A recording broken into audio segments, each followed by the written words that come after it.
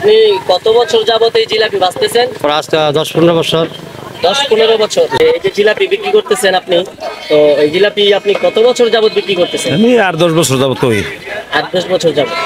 আচ্ছা, পালদি পৌরসভার সদাসুদি যে ঐতিহ্যবাহী ফুটবল খেলার মাঠ, এখানে এই মেলাটা প্রায় কত বছর যাবত হয় যদি একটু বলতেন? এটা অনেক বছর যাবত হয়, প্রায় 20-30 বছর, আরো আগে হইতে পারে। আপনি কি প্রতি বছর এখানে হ্যাঁ, জিলাপি বিক্রি প্রতি করেন? বছর আই, মাঝে মাঝে একটু দেখা যায় আর কি। আচ্ছা, জিলাপি কত করে বিক্রি করছেন?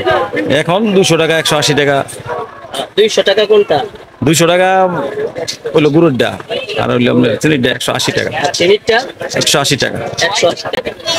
কেমন বেচা কেনা আজকে কেমন? না, বেচাকিনি খারাপ, খুব খারাপ, লোকজন নাই, খুবই খারাপ। খুব খারাপ, আর লোকজন নাই। এর কারণ কি বলে আপনি মনে করেন? এটা লোকজন আইতেছে না, অর্থনৈতিক কন্ডিশন ভালো না মানুষের, এই হিসাবে লোকজন মেলার মধ্যে কমাইছে, আমগো বেচা বিয়ে হইতেছে না।